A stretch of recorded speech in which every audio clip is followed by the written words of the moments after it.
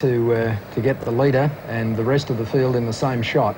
They're on Key Street now, running alongside the wharfs here in Auckland, and some interesting vessels in there at the moment, including the boats from the Whitbread race, and I noticed the Rainbow Warrior Mark II was in there last night also, as they come down past the Harbour Trust building.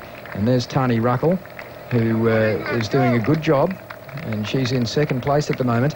Tani Ruckle is a former Canadian and now based in Canberra, and she actually took up marathon running indirectly, I guess, as a result of a weight problem. She went initially to aerobics, and there's the leader, Lisa Martin. No weight problem, 47 kilograms is all she weighs, 168 centimetres tall. She is lean. Her dad was a horse trainer and jockey in Gawler in South Australia, so she's obviously got dad's stature. The youngest in the race is 22 years of age. That's Helen Morris from New Zealand, and the oldest is Sandra Mewett, who is 40. But I was reading a very interesting article. It's something that you've raised a couple of times during the course of our coverage of the athletics here at the Commonwealth Games, is the absence of black African women or black Kenyan women in these games, in the competition. I was reading a very interesting article written by Mike Boyd, who was one of the great Kenyan athletes of the 70s. He was a bronze medalist in the Olympic 800 metres in Munich in 1972, and he won a gold medal in the 800 metres at Edmonton in the Commonwealth Games in 1978, and I'm sure... Welcome back, Australia Live, to Auckland for the last stages of the women's marathon in the Commonwealth Games. There you see the third place getter at the moment, Angela Payne from England. Yes, and an important moment here for Tani Ruckle, Ray, because it will give her a good indication as to how far in front of Angela Payne she is. Ruckle has just made the final turn at the Parnell Pool, and Payne is approaching that mark. Now, the last time we had an actual time, it was just over 2 minutes, the difference between second and third, and it seemed at that stage that Ruckle had the silver medal well and truly in her keeping. Since then, we've heard nothing on that distance, so we're not sure how far in front of Angela Payne Tani Ruckle is. This is the race leader, Lisa Martin, a runaway leader, and she took that lead from the outset. She led them under the Auckland Bridge 200 metres after the start, and she has not looked back. But not only is she well and truly in front, she is running an absolute world-class time, as we've said so many times during the course of this race. I'm not sure about that bloke running alongside her. Each time she comes to this stretch of the run, we see this fellow. I think he's just running back and forth. He's not actually doing the 26 miles with her. No, by the look of that style, I think he's not going to go too much further. The mystery voice of talking about style, the man you're just listening to now, if you've just joined us, is Steve Monteghetti, who had the style yesterday and got the silver medal in the men's marathon. Magnificent run. I think that fellow's distracting Lisa. In fact, she's telling him to get out of it. It's putting her off. I don't know whether that would be concentration or whether she's going to be concerned about an official objecting to someone running alongside her. Oh, it's just annoying because really, you know, you're in a very good rhythm and you've dropped so many people off. She's absolutely, you know, devastated this field, and then to have someone running along beside you there is just annoying.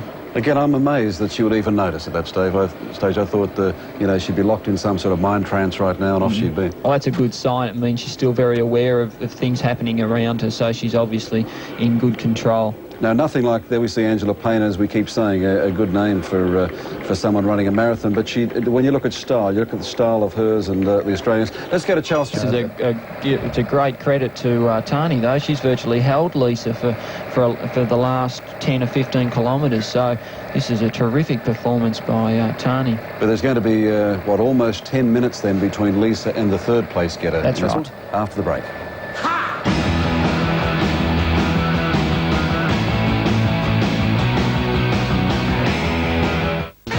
Live from Auckland, it's a great morning for Australian women, as you see Lisa Martin, one of our finest, who is now leading the marathon in the Commonwealth Games in Auckland.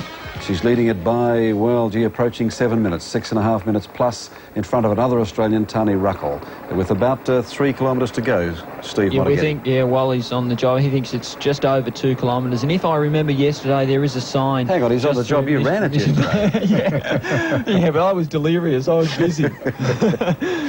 But she's certainly well and truly within sight of the finish line. Not literally, because there's another bend that she's got to negotiate here. She's in Mission Bay, and she actually finishes in the next bay.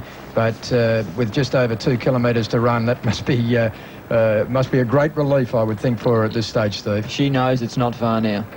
And here's Tani Ruckle, who's running in second place, the second of the two Australians, and hers has been an outstanding... There's 3 from England, 2 from Scotland, and 1 from Cyprus, 1 from Zimbabwe. That's the way we started. We're down to really a one-person race with two-person race, Lisa Martin and Tani Ruckle from Australia now, as they come down in this last stretch. And that we've got a split on that last 5 kilometre section for Lisa, and she actually ran 17:50, so she's starting to really, find it hard, and that, I'd say that's into the... One of the finest athletes in the world, male or female, and she's about, no matter what the time is, she's about to, about 3 minutes away from the finish line. Yeah, she'd be 4 away. I think she'll run about 2 hours 25. This is one of the greatest women's marathon, or one of the greatest marathon victories of all time. Australian, male or female, but Sally Ellis is a 31-year-old mum. Doing it hard, but doing it well in 4th place in this marathon. Well, she's just gone past the Kohimarama Bay Yacht Club, and she really is on the homeward run now. She'll just complete this run around this point, and that will take her into St Heliers, and then she has a run down to the finish line of probably about... This is Lisa Martin now. She's running into St Heliers. The finish line is in the suburb of St Heliers, and you can see by the increased audience and the increasing number of spectators that she's getting very close to the finish line, and her time is going to be well under the games record that she set in Edinburgh of 2 hours 26 minutes and 7 seconds. It's going to be just over 2 hours 25 minutes by the look of it. A magnificent performance from Lisa Martin, unquestionably one of the finest marathon runners, female marathon runners in the world. She's 4th on the world all-time list, 2nd in the Olympic Games in 1988, and here today she's gone out and run solo from beginning to end, and she's still been able to return an absolute world-class time.